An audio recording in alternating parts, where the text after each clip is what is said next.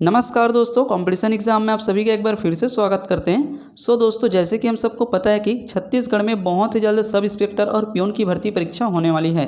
तो दोस्तों, इस बात को ध्यान में रखते हुए आज के वीडियो में हम प्रैक्टिस सेट 17 लेकर आए हैं, जो कि टोटली पाठ्यक्रम पर आधारित है। दोस्तों, आज के वीडियो में हम छत्तीसगढ़ सामान्य ज्ञान के 15 प्रश्न और भारतीय सामान्य ज्ञान के 15 प्रश्न, इस प्रकार से कुल टोटल 30 प्रश्नों को कवर करेंगे, जो कि आपके आने वाले सभी एग्जाम के लिए बहुत ही ज़्यादा इंपॉर्टेंट है। तो चलिए दोस्तों, बिना देरी किए आज के इस वीडियो को हम स्टार्ट करते हैं। दोस्तों, आज का वीडियो बहुत ही ज़्यादा इंपॉर्टेंट है, बहुत ही महत्वपूर्ण नए प्रश्नों को कवर करने वाले हैं, इसलिए आप वीडियो को लास्ट तक जरूर देखिए। इसके पहले भी मैंने पियोन प्रीलिम्स के लिए प्रैक्टिस सेट बनाकर इस चैनल में अपलोड कर दिए हैं। यदि आपने इस वीडियो को अभी तक नहीं देखा है तो इस वीडियो के आई बटन में उन सभी वीडियो का लिंक आपको मिल जाएगा। उन सभी वीडियो को आप जरूर देखिए, बहुत ही महत्वपूर्ण प्रश्नों को बताया गया है। तो चलिए दोस्तों, बिना देरी के आज के इस वीडियो को हम स्टार्ट करते हैं। सबसे पहले हम देखने वाले हैं छत्तीसगढ़ सामान्य ज्ञान के 15 प्रश्नों को। प्रश्न नंबर पहला दिया हुआ है, निम्न में से किस वर्ष छत्तीसगढ़ को मध्य प्रांत का प्रशासकीय संभाग बनाया गया? तो कौन से वर्ष बनाया गया? तो इस प्रश्न का सही आंसर हो जाएगा ऑप्शन नंबर बी, सन 1862। सन 1862 में छत्तीसगढ़ को मध्य प्रांत का प्रशासकीय संभाग बनाया गया। तो इस प्रश्न का सही आंसर ऑप्शन नंबर बी। प्रश्न नंबर दूसरा दिया हुआ है, किस संभाग से अलग कर दुर्ग को नवीन संभाग बनाया गया? तो कौन से संभाग से अलग करके बनाया गया है? तो इस प्रश्न का सही आंसर हो जाएगा option number B, Raipur. Raipur संभाग से अलग कर दुर्ग को नवीन संभाग के रूप में बनाया गया। तो इस प्रश्न का सही answer option number B, Raipur. चलिए दोस्तों, बढ़ते हैं अगले प्रश्न की ओर। प्रश्न नंबर 3 दिए हुए हैं, छत्तीसगढ़ के निम्नलिखित में से किस जिले में कर्क रेखा और भारतीय मानक समय देशांतर का कटान स्थित है? तो इस प्रश्न का सही आंसर हो जाएगा option number A, Korea. Chhattisgarh के कोरिया जिला में कर्क रेखा और भारतीय मानक समय देशांतर का कटान स्थित है। तो इस प्रश्न का सही आंसर हो जाएगा ऑप्शन नंबर ए, कोरिया। प्रश्न नंबर 4 दिए हुए हैं, छत्तीसगढ़ की जनसंख्या देश की जनसंख्या का कितना प्रतिशत है? तो इस प्रश्न का सही आंसर हो जाएगा ऑप्शन नंबर ए, 2.11%। छत्तीसगढ़ की जनसंख्या जो है देश की जनसंख्या का 2.11% है। तो इस प्रश्न का सही आंसर हो जाएगा ऑप्शन नंबर ए। चलिए दोस्तों, बढ़ते हैं अगले प्रश्न की ओर। प्रश्न नंबर 5 दिया हुआ है, छत्तीसगढ़ी भाषा दिवस किस तिथि को मनाया जाता है? तो किस तिथि को मनाया जाता है? तो इस प्रश्न का सही आंसर हो जाएगा ऑप्शन नंबर बी, 18 नवंबर। छत्तीसगढ़ी भाषा, जिसे हम राजभाषा दिवस भी कहते हैं, उसे जो है 18 नवंबर को मनाया जाता है। तो इस प्रश्न का सही आंसर हो जाएगा ऑप्शन नंबर बी, 18 नवंबर। प्रश्न नंबर 6 दिए हुए हैं, छिंदक नागवंशी काल में बस्तर को किस नाम से जाना जाता था? तो किस नाम से जाना जाता था?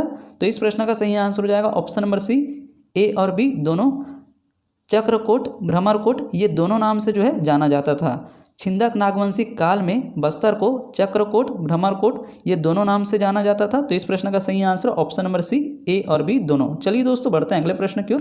प्रश्न नंबर 7 दिए हुए हैं, निम्नलिखित में से किस क्षेत्र में धारवाड़ शैल समूह का विस्तार नहीं है? तो यहाँ पर प्रश्न में बोल रहे हैं नहीं है, तो कहाँ पे नहीं है? तो इस प्रश्न का सही आंसर हो जाएगा ऑप्शन नंबर डी, कोरिया। बाकी जो है भानु प्रतापपुर, दंतेवाड़ा, कवर्धा, ये तीनों जगह धारवाड़ शैल समूह का विस्तार है। तो इस प्रश्न का सही आंसर हो जाएगा ऑप्शन नंबर डी, कोरिया।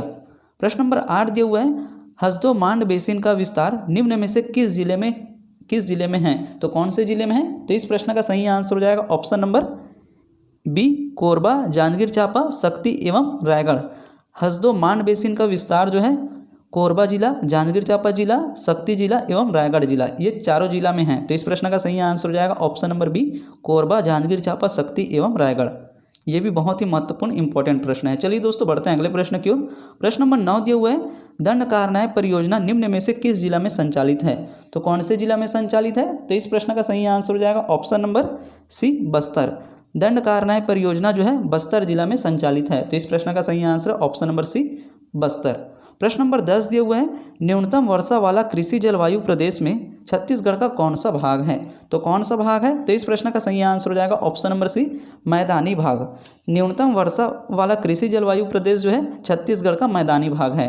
तो इस प्रश्न का सही आंसर ऑप्शन नंबर सी, मैदानी भाग। मैदानी भाग में जो है राजनांदगांव, दुर्ग, भिलाई, ये सभी आते हैं। तो इस प्रश्न का सही आंसर ऑप्शन नंबर सी, मैदानी भाग, जो कि वृष्टि छाया वाला प्रदेश भी जो है इसी में आता है। प्रश्न नंबर 11 दिया हुआ है, छत्तीसगढ़ के किस परियोजना को मिनी माता परियोजना के नाम पर नामकरण किया गया है? ये बहुत ही इंपॉर्टेंट प्रश्न है। तो इस प्रश्न का सही आंसर हो जाएगा option number A, Hasdeo Bango परियोजना। छत्तीसगढ़ के हसदेव बांगो परियोजना को मिनी माता परियोजना के नाम पर नामकरण किया गया है? तो इस प्रश्न का सही आंसर हो जाएगा option number A, Hasdeo Bango परियोजना। चलिए दोस्तों बढ़ते हैं अगले प्रश्न की ओर। प्रश्न नंबर 12 दिया हुआ है, छत्तीसगढ़ में सिंचाई की न्यूनतम सुविधा किस जिले में है? तो किस जिले में है? तो इस प्रश्न का सही आंसर हो जाएगा ऑप्शन नंबर बी, दंतेवाड़ा। 28 जिलों के अनुसार मैं बता रहा हूँ यहाँ पर छत्तीसगढ़ में सिंचाई की न्यूनतम सुविधा जो है दंतेवाड़ा जिला में है। तो इस प्रश्न का सही answer option number B, Dantewada. चलिए दोस्तों बढ़ते हैं अगले प्रश्न की ओर। प्रश्न नंबर 13 दिया हुआ है, छत्तीसगढ़ प्रदेश के कृषक परिवारों में कितने प्रतिशत कृषकों को लघु एवं सीमांत श्रेणी में रखा गया है? तो इस प्रश्न का सही आंसर हो जाएगा ऑप्शन नंबर सी, 76%। छत्तीसगढ़ प्रदेश के 37 लाख कृषक परिवारों में से 76% कृषक को जो है लघु एवं सीमांत श्रेणी में रखा गया है। तो इस प्रश्न का सही आंसर हो जाएगा ऑप्शन नंबर सी, 76%। अगला प्रश्न दिया हुआ है, किसान मितान योजना का उद्देश्य है, तो क्या है? तो इस प्रश्न का सही आंसर हो जाएगा ऑप्शन नंबर डी, उपरोक्त सभी। किसान मितान योजना का मुख्य उद्देश्य है किसानों को परामर्श देना, किसानों की समस्याओं को सुनना, किसानों की समस्या का हल करना। तो इस प्रश्न का सही आंसर ऑप्शन नंबर डी, उपरोक्त सभी। प्रश्न नंबर 15 दिया हुआ है, छत्तीसगढ़ राज्य में वनों का प्रशासनिक प्रबंधन एवं संरक्षण के आधार पर संरक्षित वन कितना प्रतिशत है? तो कितना प्रतिशत है संरक्षित वन? तो इस प्रश्न का सही आंसर हो जाएगा ऑप्शन नंबर बी, 40.21%। छत्तीसगढ़ राज्य में वनों का प्रशासनिक प्रबंधन एवं संरक्षण के आधार पर संरक्षित वन जो है 40.21% है। तो इस प्रश्न का सही आंसर हो जाएगा ऑप्शन नंबर बी। सर्वाधिक संरक्षित वन जो है सरगुजा एवं जांजगीर चांपा जिला में स्थित हैं। अभी तक हमने छत्तीसगढ़ सामान्य ज्ञान के प्रश्नों को कवर किए हैं। अब हम देखने वाले हैं भारतीय सामान्य ज्ञान के बहुत ही महत्वपूर्ण 15 प्रश्नों को। प्रश्न नंबर पहला दिया हुआ है, कालीबंगा सभ्यता में निम्न में से कौन सी सामग्री प्राप्त हुई है? तो कौन सी सामग्री प्राप्त हुई है? तो इस प्रश्न का सही आंसर हो जाएगा ऑप्शन नंबर ए, हवन कुंड। कालीबंगा सभ्यता में हवन कुंड सामग्री प्राप्त हुई है। प्रश्न नंबर दूसरा दिया हुआ है, अजात शत्रु की राजधानी निम्न में से कौन सी थी? तो कौन सी थी? तो इस प्रश्न का सही आंसर हो जाएगा ऑप्शन नंबर बी, राजगृह। अजात शत्रु की राजधानी जो है राजगृह थी। तो इस प्रश्न का सही आंसर हो जाएगा ऑप्शन नंबर बी, राजगृह। यह जो है बिहार राज्य में स्थित है। तो इस प्रश्न का सही answer option number B, Rajgriha. दोस्तों हम जितने भी प्रश्न कवर कर रहे हैं ये बहुत ही महत्वपूर्ण प्रश्न हैं। प्रश्न नंबर 3 दिया हुआ है, गुप्त काल को भारतीय इतिहास में और किस काल के नाम से जाना जाता है? तो कौन से नाम से जाना जाता है? तो इस प्रश्न का सही आंसर हो जाएगा ऑप्शन नंबर ए, स्वर्ण काल। गुप्त काल को भारतीय इतिहास में स्वर्ण काल के नाम से भी जाना जाता है।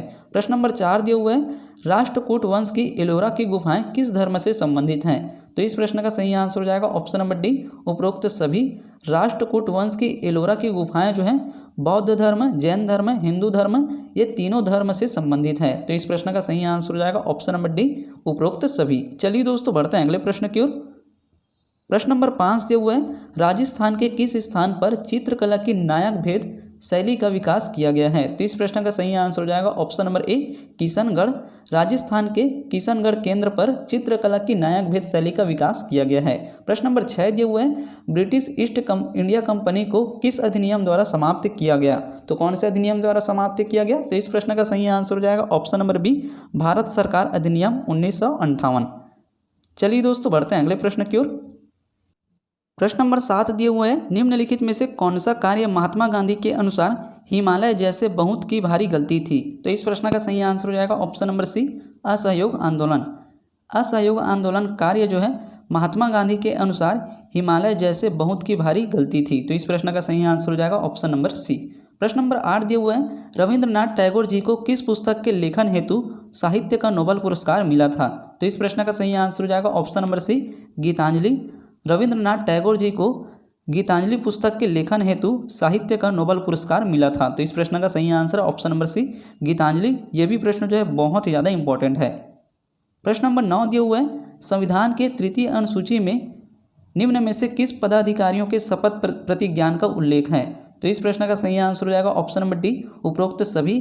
केंद्रीय मंत्रिमंडल, राज्य मंत्री का पद, संसद के सदस्यों, ये तीनों का जो है शपथ प्रतिज्ञान का उल्लेख है। संविधान के तृतीय अनुसूची में केंद्रीय मंत्रिमंडल, राज्य मंत्री का पद, संसद के सदस्यों, ये तीनों पदाधिकारियों के शपथ प्रतिज्ञान का उल्लेख है। तो इस प्रश्न का सही आंसर ऑप्शन नंबर डी, उपरोक्त सभी।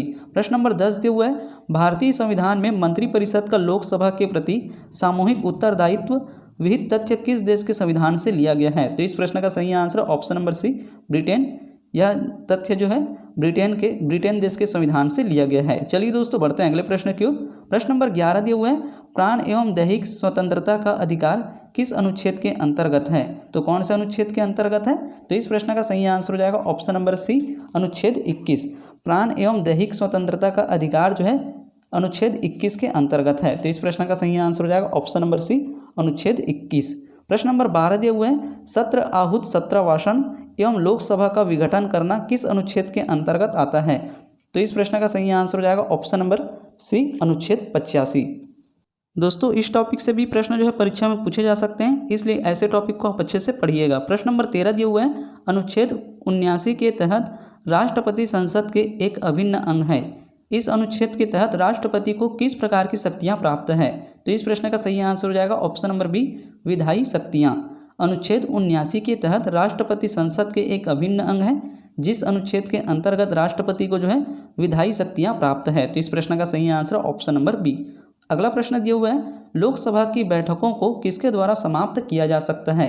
तो किसके द्वारा समाप्त किया जा सकता है? तो इस प्रश्न का सही आंसर हो जाएगा ऑप्शन नंबर डी, उपरोक्त सभी लोकसभा की बैठक को बैठक स्थगन द्वारा, सत्रवासन द्वारा, विघटन द्वारा, ये तीनों के द्वारा समाप्त किया जा सकता है। तो इस प्रश्न का सही आंसर हो जाएगा ऑप्शन नंबर डी, उपरोक्त सभी। चलिए दोस्तों बढ़ते हैं अगले प्रश्न की ओर।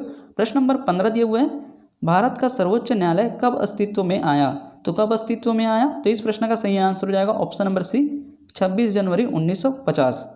भारत का सर्वोच्च न्यायालय जो है 26 जनवरी सन 1950 को अस्तित्व में आया। तो इस प्रश्न का सही आंसर ऑप्शन नंबर सी, 26 जनवरी 1950। इस तरह से दोस्तों आज के इस वीडियो में हमने छत्तीसगढ़ सामान्य ज्ञान के 15 प्रश्न और भारतीय सामान्य ज्ञान के 15 प्रश्नों को कवर किए हैं, जो कि आपके आने वाले जितने भी एग्जाम हैं उन सभी एग्जाम के लिए बहुत ही ज़्यादा इंपॉर्टेंट है।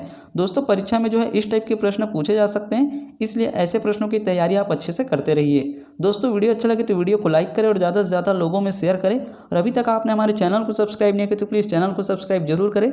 आने वाले समय में आपको पढ़ाई से रिलेटेड ऐसी यूजफुल वीडियो मिलती रहेगी।